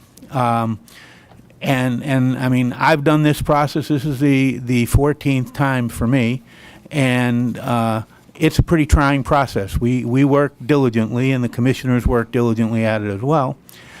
If we're able to come up with enough savings to offset whatever the deficit might have been, then we can produce a balanced budget. At that point in time, the millage rate is not changed, and the commissioners approve an ordinance to set the millage rate.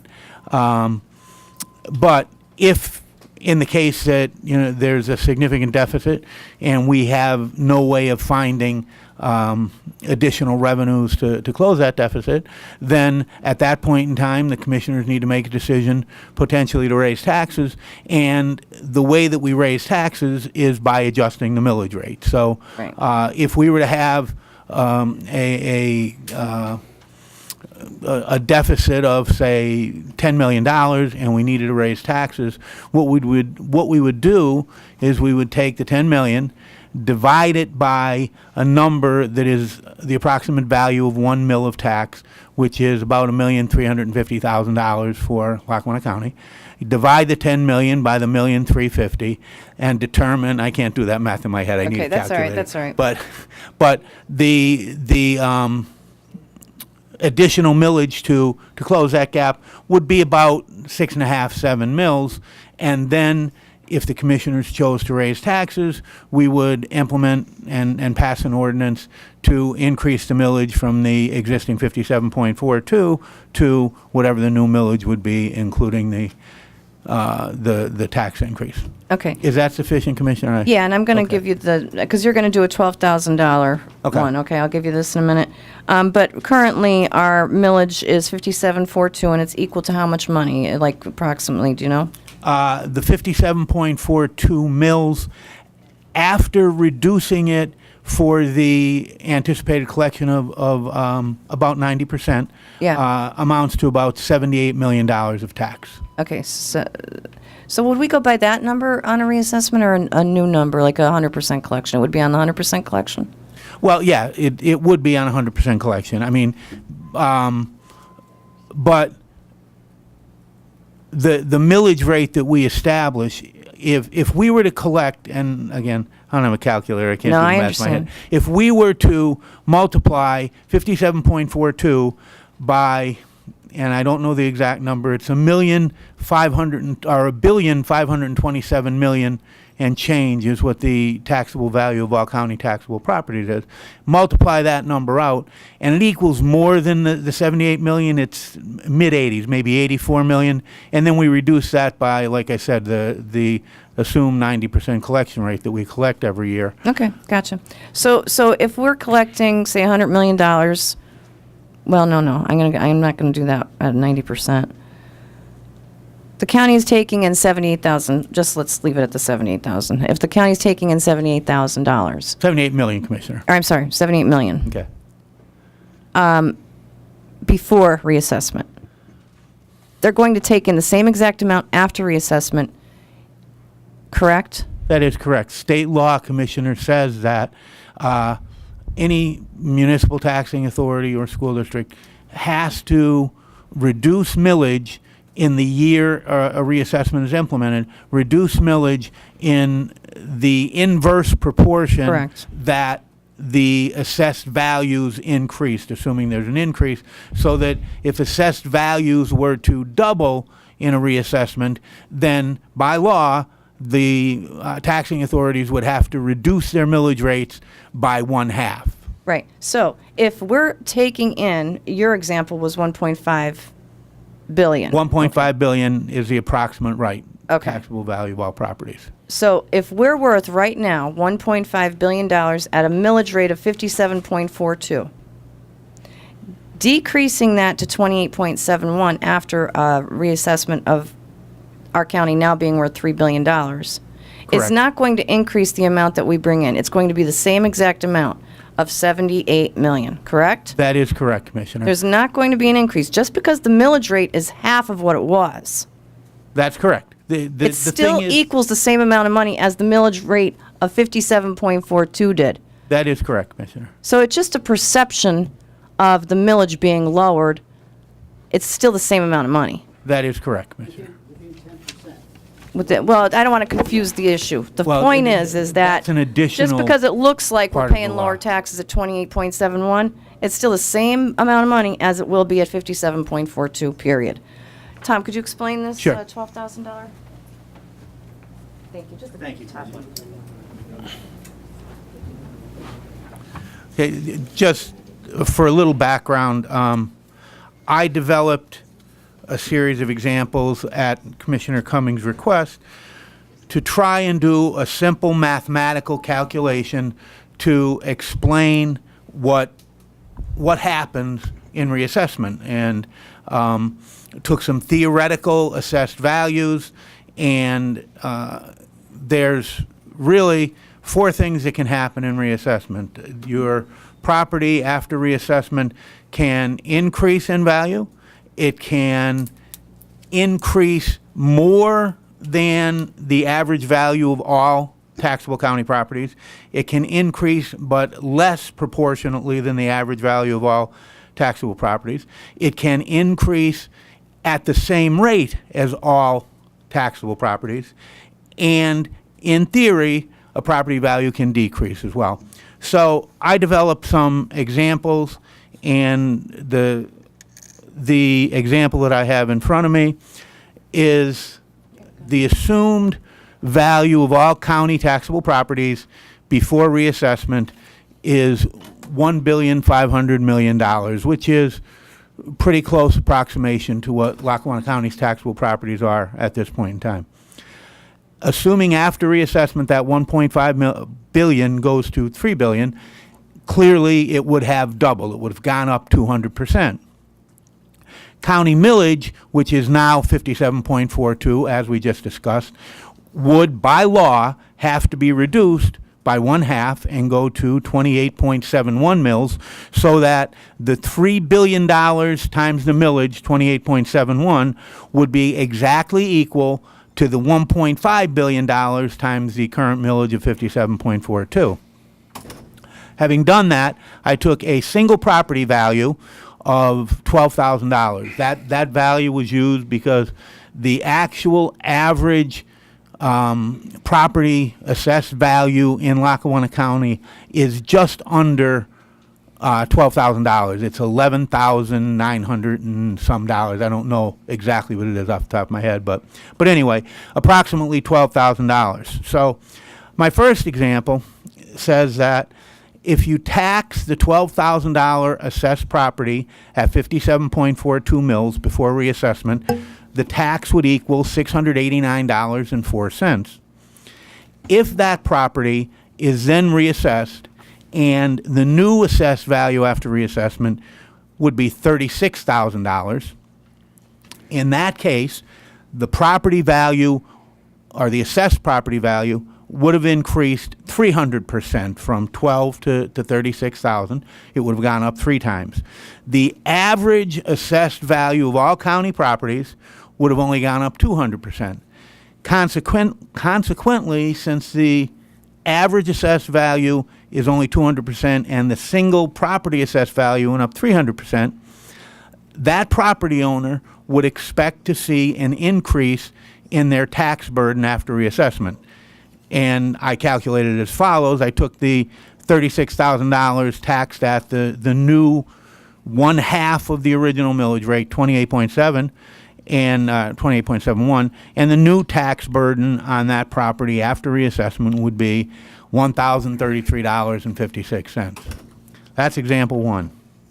Example 2 is a case where that same property, the same $12,000 property, the same circumstances about the total county taxable properties going from 1.5 billion to 3 billion, same millage from 57.42 down to 28.71 after reassessment.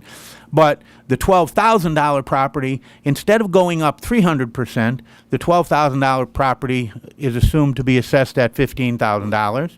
So it's only increased by 125%. Clearly, the 125% increase is less than the 200% increase that is for all county taxable properties. Consequently, this property's taxes would go down from the original calculated $689.04 to $430.65. Example 2. Example 3 is an example where we took that same $12,000 property with all the other circumstances being the same and assumed that the $12,000 assessed value would increase to $24,000, which is 200%, which is identical to the amount that all county property, the taxable county properties had increased. Since the 200% for all county properties is exactly identical to the 200% for that particular property, the tax burden on that property would remain at the originally calculated $689.04, simply because the assessed value of the property doubled, but the millage countywide has decreased by 1/2, so 1/2 times the doubled property value would equal the $689.04 once again. The final example that I created at the $12,000 level, again, all other assumptions being the same, if the $12,000 assessed value property before reassessment decreased from $12,000 to $10,000, clearly that'd be an 83% value. The assessed value after reassessment is 83.33% of the assessed value before reassessment. Clearly, 83.33% is less than the 200% increase in the average of all county taxable properties. So the millage calculation, again, would be the same, 1/2. The newly assessed property at $10,000, the taxes would go from the $689.04 calculated before reassessment down to $287.10 after reassessment. And again, the intent was to use these examples to show what the 4 potential eventual changes in a single property value might be compared to what an assumed change in all properties values would be, to try and explain to the general public what the impact of a reassessment would be in terms of a property valued at $12,000. Now, the thing we don't know, of course, is what any properties are going to be reassessed at. That's a tedious process. It's going to take some time. We have to bring somebody in to do that if we're going to do that.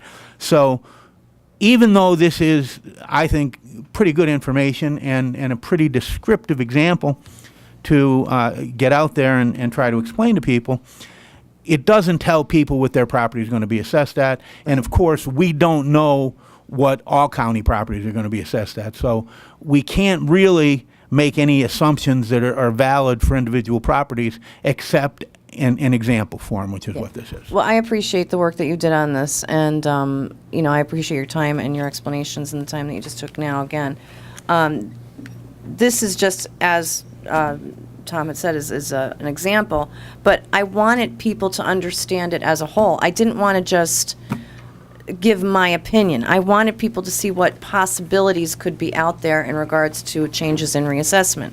So that's what the meeting that I held in Dixon City was about. That's what it'll be about tonight again. And Tom has, I'm not sure if he's coming, but he did say he would try and make it. And to explain this again, and there's 3 different scenarios: a house at $12,000, $30,000, and $50,000. And the 4 different scenarios that could occur, and they're basic. They're very basic numbers. So thank you. Thank you very much. I did check with my wife, Commissioner, and she okayed it, so I will be at the meeting tonight. All right, great. And I appreciate you doing that, Tom. And, Thank you, Commissioner. thank you again. One of the questions that I did get is, how can we waste employees at the county? Well, Tom is salaried, I'm salaried, we're all salaried, so we can work 1 hour or 80 and we still get paid the same amount of money. So that's the way salary works. I guess that's about all I have to say on reassessment, because there's, how much more can you talk about here? As for the suit, we'll appeal it, and hopefully we'll win the appeal. I think that Bob Bowles brought up a good point, that he's correct. The property law is flawed. He's shown an example as well where he feels it's not fair in his situation. You can probably pick every single person in this room who would say it's not a fair assessment on their property. And you can go down to Luzerne County, who just had a reassessment about 5 or 6 years ago, and find every person that you meet say their assessment isn't fair either, because it's already unbalanced because of all the appeals. So it's just a flawed law, and that's just the way I feel about it. And it has nothing to do with specifically reassessment. I don't like the whole entire law in general. It needs to be changed.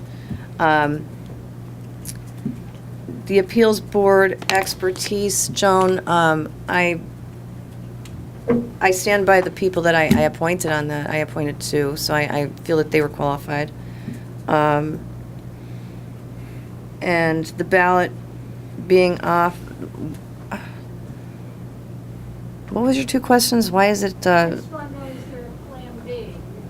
Oh, Plan B. That's what I wrote. I'm sorry, I couldn't understand Yeah, you the already. appeals Plan B. Yeah, well, I'm going to continue to educate the public on property assessment and property taxes. I'm going to continue to do these for as long as I have to because people do not understand how taxes work. They don't understand how taxes are. They don't even understand what their millages or anything in their bills. Nothing, from what I've seen, and they don't want to come here to find out. So, I would like to thank Judge Minora. I agree with his dissenting opinion, and I'm not sure on the Penn State bid because I abstained from that, and I did talk to Bill about It that. But, falls under the threshold of $3,000. That's why they were able to reach out to the schools. oh, okay. All right, thank you. I just want to make sure I answer everybody's question. And thanks, Bob, for bringing up the PTSD. I think that's definitely something we have to talk about. And Commissioner O'Malley, thank you for letting him come in and discuss that with us, and the doctor that came with him as well. I do have examples of properties that were assessed, and I'm not going to go through them because I know it's been a long meeting already, but, you know, I don't know what else to say. I did try to do what I was elected to do. I'm not sure. Tell me. Just tell me what. Do you want me to talk about? You're not even discussing market value, which is the whole basis of what your house is assessed at. Well, that was the $12,000. I can give you this and we'll go over it if you like. Yeah, but you're not. Okay. I'll do it. Okay. Yeah, I'd appreciate that. Hopefully the courts will rule in our favor. We can get a decent statewide system that does not require the expenditure of $13 million. I agree. I agree with that. Yeah, I agree with that. And that's another problem that this law, it's terrible. It's very expensive for the taxpayers. Just, it's expensive. And, you know, I just disagree with it. I'll talk about more of that, and then the paper already had my opinion on that. You know, I hope that nobody suffers any repercussions from some of the reporting that they did, and, you know, I think that's terrible. Keep your doors locked. Well, you know, and I can't wait for our course to come up for it, because I have a rifle, but I don't have a handgun, so I have to get a handgun. And it's terrible. John, is there anything you can think of? Thank you. Commissioner Terriani? Commissioner Cummings, I agree with you that the state law is flawed, but that's the law we have to deal with. You made a motion today to not reassess. You didn't get a second. I made a motion months ago to reassess, and I didn't get a second.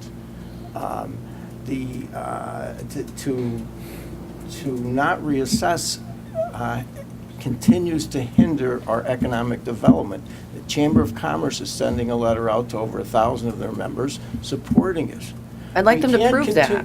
We can't continue to do the same things we've been doing. You're right, people are losing their houses, and it is not right. But there is, and the remark or the concept that it's not, if the fairness doesn't matter is wrong. That's not my statement. It should be fair. It's not fair. Let's let him speak. Again, you know, we have examples of properties that in the same development, built by the same builder, the same year, where one is assessed at a much higher and a much lower value. Correct. It's not That's correct. not a fair law. Okay, there are properties all over the county. When they began the reassessment, they found over 1,000 parcels, John, is that correct? Over 8,700. Over 8,700 that were not even on the tax rolls. Right, That's so all where's it part- fair? But that's all part of a reassessment. We'll discover those, particularly with the technology that we've developed, and we've actually hired pictometry to do those types of things. That's money we've already spent. I know, more and more money when it's not even needed. I'm sorry, I shouldn't interrupt you. I'm going to leave. I'm not arguing with you. We've talked about this, and you know, everything John Foley or Tom just brought up is information that we've talked about repeatedly. In two of his examples, property taxes go down. It's not meant to hurt anyone. It's meant to make it fairer. And if we don't change the way the appeals board is trained and educated, it will go bad quickly, but it still needs to be done. There's 2 counties in Pennsylvania where the second only to, I think, Franklin maybe, that hasn't done it. It's over 50 years. We can't continue to keep doing the same thing and expect different results. There's a bottom. We can only cut so much. We've got to grow our community. In order to do that, we have to be more progressive. Every county that is doing better, doing well, has reassessed. That's not why. Again, I'm not arguing with you about it. We've had this conversation. I agree with you about the state law, but it is the law that we have to deal with. That's what we have. Until they change that, this is what we need to do. I really don't have anything else to say about it. I'm in favor of it, and I think it's necessary. Okay, the appeals board, that's always been like from the cross-section of the community. There's a lot of different people on the appeals board. You can't have a bunch of real estate people on there. That's factual. Getting back to our situation, Commissioner, I couldn't second your motion because I still feel that on Tuesday, the people of Lackawanna County is going to make their decision. You know, they elect people in 2 different elections a year, and I'm sure they're going to come out and voice their opinion, whether or not it's okay to be on the ballot. I truly believe people are still going to go out and vote. But I'm hoping that the courts, the common law court, gets back to us very soon and lets it be known that it's totally a legal opportunity for them to make their decision be known. I mean, this affects families, and I just believe the people should make that decision, and I've always felt that way. I just got a couple things real quick. Just want to bring up, we're going to have a knockout addiction boxing match on Friday, November 3rd. Doors open at 6:30, and this board really is concerned about heroin and opiate addiction, so please, if you're able to make it out to the fights, please make it out. Also, you know, what our situation with the pictures being in the paper, which drives me nuts. We're having an active shooter seminar open to the public, because that's the way the world is today, on Tuesday, November 14th, 6 p.m., Lackawanna County 911 Center, 30 Valley View Drive, Jessup. So please come on out. Also, general election, Tuesday, November 7th. Please get out and vote. Make your vote be heard. That's what it's about. And last but not least, The next meeting. oh, okay. Lackawanna County Board of Commissioners meetings originally scheduled to be held on Wednesday, November 15, 2017 at 10 a.m. in the Commissioners Conference Room will now be held at 6 p.m. at the 911 Emergency Center. And that is 30 Valley View Drive, same place we're going to have the active shooter seminar. So please, you know, if you, on the 15th. We're going to try and set up a tour of the center, too, for the public when they come, Commissioner. And to Bob, listen, I'm here to think outside the box. I think the Board of Commissioners are here to do that. And bringing in your doctor from Florida to come in, I think it was educational. We brought our directors in, and it is a scary thing, post-traumatic stress disorder, and all of our professionals are going to look into it. So yes, that is something we are looking at. And absolutely last but not least, I'd like to wish all of our veterans a very happy and safe Veterans Day.